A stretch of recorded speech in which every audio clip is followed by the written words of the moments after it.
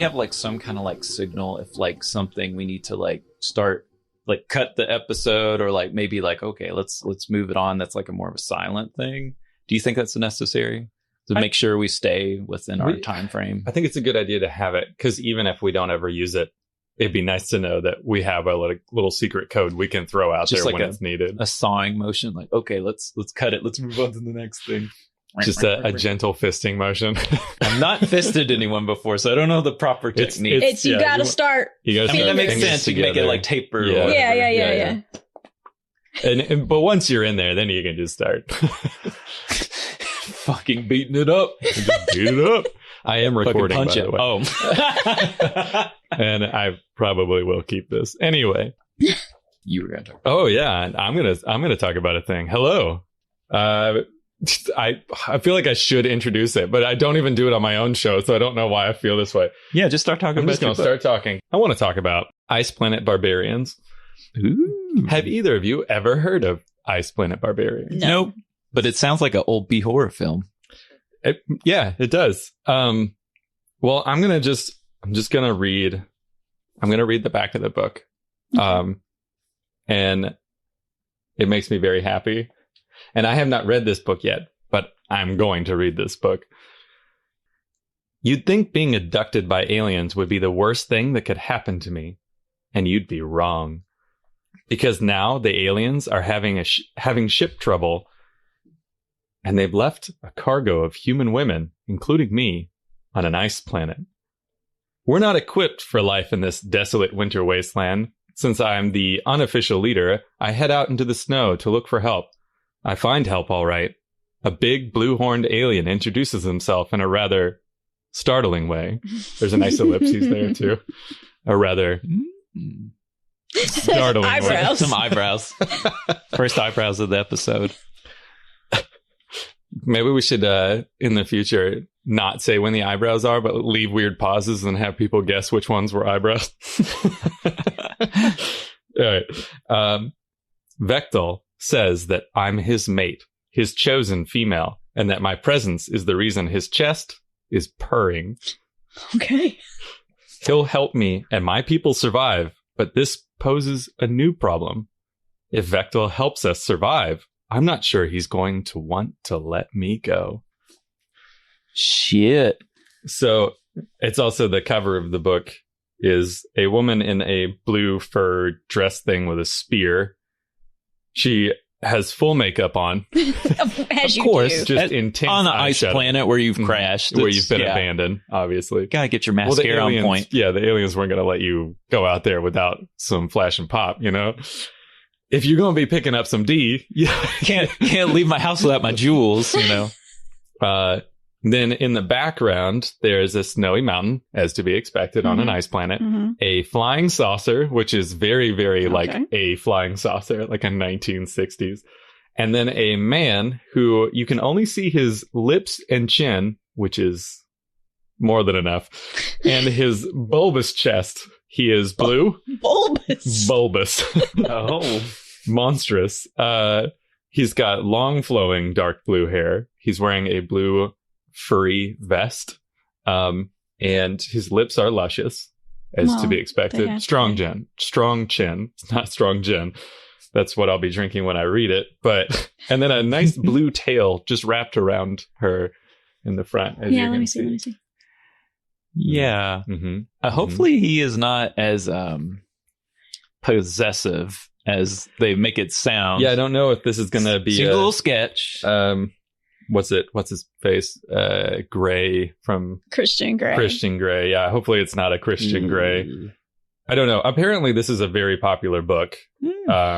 I'm surprised that the Ice Planet Barbarian is as sleek and nude as they appear to be on the front cover of the book because it's an ice planet, and you would think that people who live there would be very furry. Mm-hmm.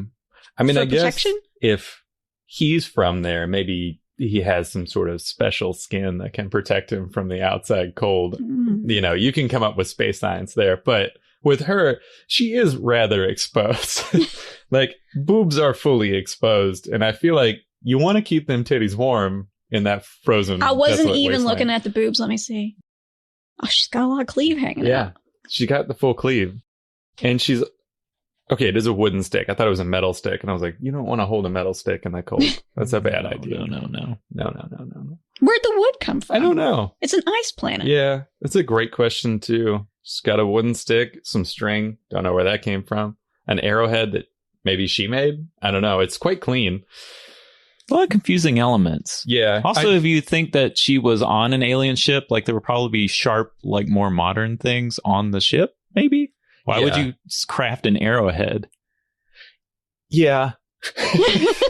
Sorry, maybe we're applying too much logic to this sci-fi novel where someone has their titties out. It was also, you know, like the fact that it was a bunch of women who were kidnapped and taken by aliens. So there's probably some dubious stuff there at the beginning, I would assume. If they're only taking women for their alien ship and then they ditch them on an ice planet, I don't know. Oh, actually, hey, there's a little drawing of the dude on the back, and he has on like big fur boots and like a cape. But nothing else. He's got like little horns. I would fuck the big blue dude, yeah. I feel like he's somewhere between... Still not properly dressed, but whatever. Yeah. He looks great. Possessiveness is very hot in an erotic novel. Not in real life. There's a lot of things that are hot in an erotic novel that are not hot in real life. Kind of like last episode. It's like the consensual non-consent kind of vibe. Yeah. But like hopefully they had a conversation beforehand before he's like, you are my female. Which, by the way, yucky. Like, well, I don't really like when people, like especially cis men, refer to women as females. I'm like, this isn't fucking National Geographic. They're women. They're people. Like, fuck you. Quit acting like they're a found species that you don't understand. There's a wild female at the H&M. Like, you know, a famale. Shut up, you weirdo. Well, it's also, I think that it brings up a good little thing that we don't have to get too deep into, but the difference between fantasy and reality, because a lot of people have a very panicky response to fantasy things like pornography and fanfic and stuff like that, where it can seem icky sometimes and a little overly aggressive. And, you know, like Christian Grey, one of the biggest upsetting things about it is it kind of taught a generation of multiple generations of women that BDSM was a very manipulative and controlling lifestyle. Yeah. And it kind of just continued to paint the BDSM community in a really shitty way. Yeah. I just listened to an episode. I'm trying to remember what this podcast is called, like Ologies or something. And it was specifically an episode on sex. Now, I'm just going to put this disclaimer out there. It was definitely through a very like cis heteronormative, like almost like Cosmo way of talking about sex. Like, did you know people put stuff in their butts? Like, what? But the person that they were interviewing did say something really interesting, that research has shown that like cultures with like where sex is taboo, like the more taboo it is, the more fantastical and unrealistic their like pornography and like erotic literature is. So like you think about like porn here in the States, like stuff ain't like, it's pretty like outrageous, like Russ Meyer sized titties and like big fucking dongs and like just the unrealistic kind of way that sex is portrayed in pornography. Kind of, I was just thinking about like 50 Shades of Grey.